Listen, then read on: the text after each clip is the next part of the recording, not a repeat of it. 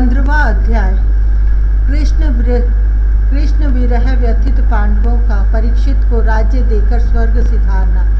सूत जी कहते हैं, भगवान श्री कृष्ण के प्यारे सखा अर्जुन एक तो पहले ही श्री कृष्ण के विरह से कृश हो रहे थे। उस पर राजा युधिष्ठिर ने उनकी विषादग्रस्त मुद्रा देखकर उसके विषय में कई प्रकार की आशंकाएं करते हुए प्रश्नों की झड़ी लगा दी। शोक से अर्जुन का मुख और हृदय कमल सूख गया था, चेहरा फीका पड़ गया था। वे उन्हीं भगवान श्री कृष्ण के ध्यान में ऐसे डूब रहे थे कि बड़े भाई के प्रश्नों का कुछ भी उत्तर न दे सके। श्री कृष्ण की आंखों से ओझल हो जाने के कारण वे बढ़ी हुई प्रेम जनित उत्कंठा के परवश हो रहे थे। रथ हाँकने टहलने आदि के समय भगवान ने उनके साथ जो मित्रता, अभिन्न हृदयता और प्रेम से भरे हुए व्यवहार किए थे, उनकी याद पर याद आ रही थी। बड़े कष्ट से उन्होंने अपने शोक का वेग रोका। हाथ से नेत्रों के आंसू पोंछे और फिर रूंधे हुए गले से अपने बड़े भाई महाराज युधिष्ठिर से कहा। अर्जुन बोले, महाराज मेरे भाई अथवा अत्यंत घनिष्ठ मित्र का रूप धारण कर श्री कृष्ण ने मुझे ठग लिया। मेरे जिस प्रबल पराक्रम से बड़े बड़े देवता भी आश्चर्य में डूब जाते थे, उसे श्री कृष्ण ने मुझसे छीन लिया। जैसे यह शरीर प्राण से रहित होने पर मृतक कहलाता है, वैसे ही उनके क्षण भर के वियोग से यह संसार अप्रिय दिखने लगता है। उनके आश्रय से द्रौपदी स्वयंवर में राजा द्रुपद के घर आए हुए कामोन्मत्त राजाओं का तेज मैंने हरण कर लिया। पृथ्वी पर मैंने हरण कर लिया, धनुष पर बाण चढ़ाकर मत्स्य वेद किया और इस प्रकार द्रौपदी को प्राप्त किया था। उनकी सन्निधि मात्र से मैंने समस्त देवताओं के साथ इंद्र को अपने बल से जीतकर अग्निदेव को उनकी तृप्ति के लिए खांडव वन का दान कर दिया और मय दानव की निर्माण की हुई अलौकिक कला कौशल से युक्त मायामयी सभा प्राप्त की और आपके यज्ञ में सब और से आकर राजाओं ने अनेकों प्रकार की भेंटें समर्पित की। 10,000 हाथियों की शक्ति और बल से संपन्न आपके इन छोटे भाई भीमसेन ने उन्हीं की शक्ति से राजाओं के सिर पर पैर रखने वाले अभिमानी जरासंध का वध किया था।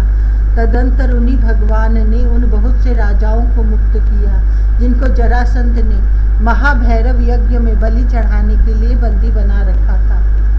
उन सब राजाओं ने आपके यज्ञ में अनेकों प्रकार के उपहार दिए थे।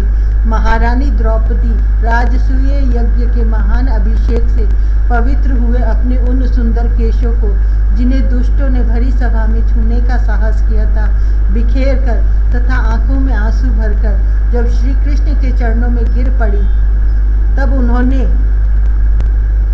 उसके सामने उसके उस घोर अपमान का बदला लेने की प्रतिज्ञा करके उन धूर्तों की स्त्रियों की ऐसी दशा कर दी कि वे विधवा हो गई और उन्हें अपने केश अपने हाथों खोल देने पड़े। वनवास के समय हमारे वैरी दुर्योधन के षड्यंत्र से 10,000 शिष्यों को साथ बिठाकर भोजन करने वाले महर्षि दुर्वासा ने हमें दुस्तर संकट में डाल दिया था। उस समय उन्हीं द्रौपदी के पात्र में बची हुई शाख की एक पत्ती का ही भोग लगाकर हमारी रक्षा की। उनके ऐसा करते ही नदी में स्नान करती हुई मुनि मंडली को ऐसा प्रतीत हुआ मानो उनकी तो बात ही क्या, सारी त्रिलोकी ही तृप्त हो गई है। उनके प्रताप से मैंने युद्ध में पार्वती सहित भगवान शंकर को आश्चर्य में डाल दिया और उन्होंने मुझको अपना पाशुपत नामक अस्त्र दिया। साथ ही दूसरे लोकपालों ने भी प्रसन्न होकर अपने अपने अस्त्र मुझे दिए। और तो क्या, उनकी कृपा से मैं इसी शरीर में स्वर्ग में गया और देवराज इंद्र की सभा में उनके बराबर आधे आसन पर बैठने का सम्मान मैंने प्राप्त किया। उनके आग्रह से जब मैं स्वर्ग में ही कुछ दिनों तक रह गया, तब इंद्र के साथ समस्त देवताओं ने मेरी इन्हीं गांडीव धारण करने वाली भुजाओं का निवात कवच आदि दैत्यों को मारने के लिए आश्रय लिया। महाराज, यह सब जिनकी महती कृपा का फल था, उन्हीं पुरुषोत्तम भगवान श्री कृष्ण ने मुझे आज ठग लिया। महाराज, कौरवों की सेना भीष्म, द्रोण आदि अजय महामत्स्यों से पूर्ण अपार समुद्र के समान दुस्तर थी, परंतु उनका आश्रय ग्रहण करके अकेले ही रथ पर सवार हो मैं उसे पार कर गया। उन्हीं की सहायता से आपको याद होगा मैंने शत्रुओं से राजा विराट का सारा गोधन तो वापस ले ही लिया, साथ ही उनके सिरों पर से चमकते हुए मणिमय मुकुट तथा अंगों के अलंकार तक छीन लिए थे। भाई जी, कौरवों की सेना भीष्म, कर्ण, द्रोण, शल्य तथा अन्य बड़े बड़े राजाओं और क्षत्रिय वीरों के रथों से शोभायमान थी।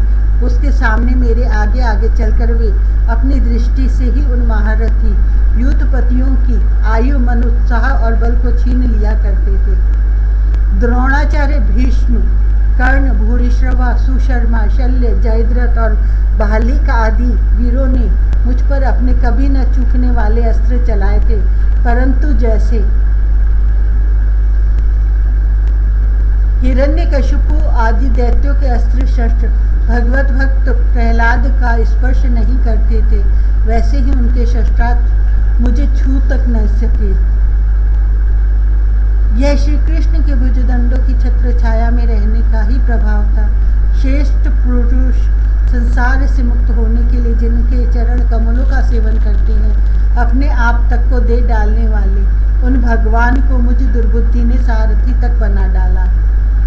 आहा, जिस समय मेरे घोड़े थक गए थे और मैं रथ से उतरकर पृथ्वी पर खड़ा था, उस समय बड़े बड़े महारथी शत्रु भी मुझ पर प्रहार न कर सके, क्योंकि श्री कृष्ण के प्रभाव से उनकी बुद्धि मारी गई थी। महाराज, माधव के उन्मुक्त और मधुर मुस्कान से युक्त विनोद भरे एवं हृदय स्पर्शी वचन और उनका मुझे पाठ, अर्जुन, सखा, कुरुनंदन आदि कहकर पुकारना मुझे याद आने पर मेरे हृदय में उथल पुथल मचा देते हैं। सोने, बैठने, टहलने और अपने संबंध में बड़ी बड़ी बातें करने तथा भोजन आदि करने से हम प्रायः एक साथ रहा करते थे। किसी किसी दिन मैं व्यंग से उन्हें कह बैठता, मित्र, तुम तो बड़े सत्यवादी हो।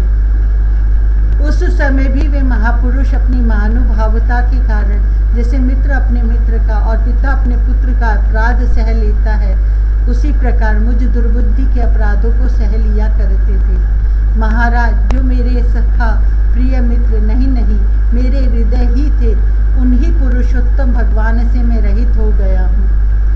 भगवान की पत्नियों को द्वारका से अपने साथ ला रहा था, परंतु मार्ग में दुष्ट गोपों ने मुझे एक अबला की भांति हरा दिया और मैं उनकी रक्षा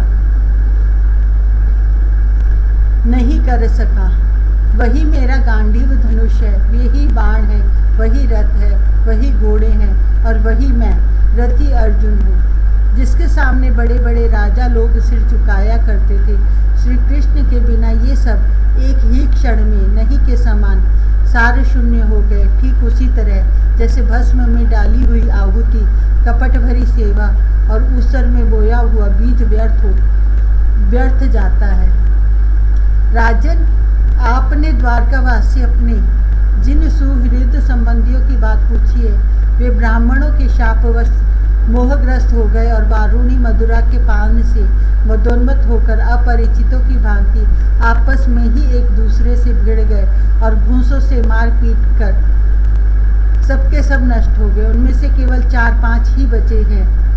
वास्तव में यह सर्वशक्तिमान भगवान की ही लीला है कि संसार के प्राणी परस्पर एक दूसरे का पालन पोषण भी करते हैं और एक दूसरे को मार भी डालते हैं। राजन, जिस प्रकार जलचरों में बड़े जंतु छोटों को, बलवान दुर्बलों को एवं बड़े और बलवान भी परस्पर एक दूसरे को खा जाते हैं, उसी प्रकार अतिशय बली और बड़े यदुवंशियों के द्वारा भगवान ने दूसरे राजाओं का संहार कराया। तत्पश्चात यदुवंशियों के द्वारा ही एक से दूसरे यदुवंशी का नाश कराकर पूर्ण रूप से पृथ्वी का भार उतार दिया। भगवान श्री कृष्ण ने मुझे जो शिक्षाएं दी थी, वे देश, काल और प्रयोजन के अनुरूप तथा हृदय के ताप को शांत करने वाली थी। स्मरण आते ही वे हमारे चित्त का हरण कर लेती हैं। सूत जी कहते हैं, इस प्रकार प्रगाढ़ प्रेम से भगवान श्री कृष्ण के चरण कमलों का चिंतन करते करते अर्जुन की चित्त वृत्ति अत्यंत निर्मल और प्रशांत हो गई। उनकी प्रेममयी भक्ति भगवान श्री कृष्ण के चरण का अहर्निश चिंतन से अत्यंत बढ़ गई। भक्ति के वेग ने उनके हृदय को मत कर उसमें से सारे विकारों को बाहर निकाल दिया। उन्हें युद्ध के प्रारंभ में भगवान के द्वारा उपदेश किया हुआ गीता ज्ञान पुनः स्मरण हो आया, जिसकी काल के व्यवधान और कर्मों के विस्तार के कारण प्रमादवश कुछ दिनों के लिए विस्मृति हो गई थी। ब्रह्म ज्ञान की प्राप्ति से माया का आवरण भंग होकर गुणातीत अवस्था प्राप्त हो गई। द्वैत का संशय निवृत्त हो गया। सूक्ष्म शरीर भंग हुआ। वे शोक एवं जन्म मृत्यु के चक्र से सर्वथा मुक्त हो गए। भगवान के स्वधाम गमन और यदुवंश के संहार का वृत्तांत सुनकर निश्चलमति युधिष्ठिर ने स्वर्ग आरोहण का निश्चय किया। कुंती ने भी अर्जुन के मुख से यदुवंशियों के नाश और भगवान के स्वधाम गमन की बात सुनकर अनन्य भक्ति से अपने हृदय को भगवान श्री कृष्ण में लगा दिया और सदा के लिए इस जन्म मृत्यु रूप संसार से अपना मुंह मोड़ लिया। भगवान श्री कृष्ण ने लोक दृष्टि में जिस यादव शरीर से पृथ्वी का भार उतारा था, उसका वैसे ही परित्याग कर दिया जैसे कोई कांटे से कांटा निकालकर फिर दोनों को फेंक दे। भगवान की दृष्टि में दोनों ही समान थे। जैसे वे नट के समान मत्स्य आदि रूप धारण करते हैं और फिर उनका त्याग कर देते हैं, वैसे ही उन्होंने जिस यादव शरीर से पृथ्वी का भार दूर किया था उसे त्याग भी दिया।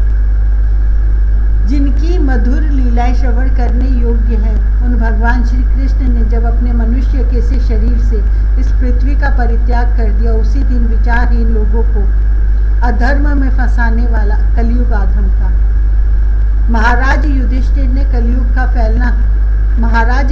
से कलयुग का फैलना छिपा न रहा। उन्होंने देखा देश में, नगर में, घरों में और प्राणियों में लोभ, असत्य, छल, हिंसा आदि अधर्मों की बढ़ती हो गई है। तब उन्होंने महाप्रस्थान का निश्चय किया। उन्होंने अपने विनयी पौत्र परीक्षित को, जो गुणों में उन्हीं के समान थे, समुद्र से भरी हुई पृथ्वी के सम्राट पद पर हस्तिनापुर में अभिषिक्त किया। उन्होंने मथुरा में शूर सेनाधिपति के रूप में अनिरुद्ध के पुत्र वज्र का अभिषेक किया। इसके बाद समर्थ युधिष्ठिर ने प्राजापत्य यज्ञ करके आह्वानीय आदि अग्नियों को अपने में लीन कर दिया, अर्थात गृहस्थ आश्रम के धर्म से मुक्त होकर उन्होंने संन्यास ग्रहण किया। युधिष्ठिर ने अपने सब वस्त्र आभूषण आदि वहीं छोड़ दिए एवं ममता और अहंकार से रहित होकर समस्त बंधन काट डाले। उन्होंने दृढ़ भावना से वाणी को मन में, मन को प्राण में, प्राण को अपान में और अपान को उसकी क्रिया के साथ मृत्यु में तथा मृत्यु को पंचभूतमय शरीर में लीन कर लिया। इस प्रकार शरीर को मृत्यु रूप अनुभव करके उन्होंने उसे त्रिगुण में मिला दिया। त्रिगुण को मूल प्रकृति में, सर्व कारण रूपा प्रकृति को आत्मा में और आत्मा को अविनाशी ब्रह्म में विलीन कर दिया। उन्हें यह अनुभव होने लगा कि यह संपूर्ण दृश्य प्रपंच ब्रह्म स्वरूप है। इसके पश्चात उन्होंने शरीर पर चीर वस्त्र धारण कर लिया, अन्न जल का त्याग कर दिया, मौन ले लिया और केश खोलकर बिखेर लिए।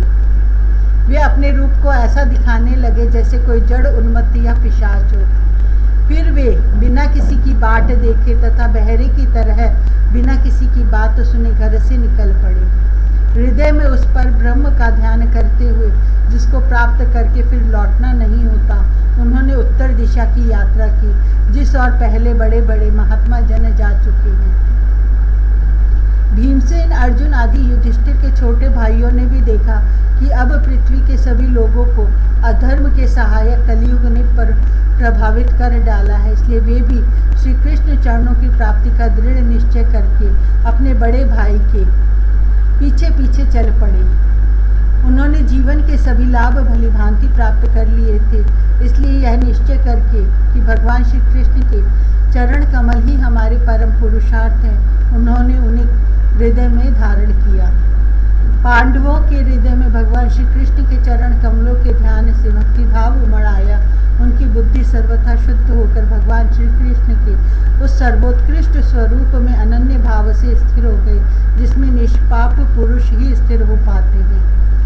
फलतः उन्होंने अपने विशुद्ध अंतःकरण से स्वयं ही वह गति प्राप्त की जो विषय आसक्त दुष्ट मनुष्यों को कभी प्राप्त नहीं हो सकती। संयमी एवं श्री कृष्ण के प्रेम आवेश में मुग्ध भगवानमय विदुर जी ने भी अपने शरीर को प्रभास क्षेत्र में त्याग दिया। उस समय उन्हें लेने के लिए आए हुए पितरों के साथ वे अपने लोक यमलोक को चले गए। द्रौपदी ने देखा कि अब पांडव लोग निरपेक्ष हो गए हैं, तब वे अनन्य प्रेम से भगवान श्री कृष्ण का ही चिंतन करके उन्हें प्राप्त हो गए। भगवान के प्यारे भक्त पांडवों के महाप्रयाण की इस परम पवित्र और मंगलमयी कथा को जो पुरुष श्रद्धा से सुनता है, वह निश्चय ही भगवान की भक्ति और मोक्ष प्राप्त करता है।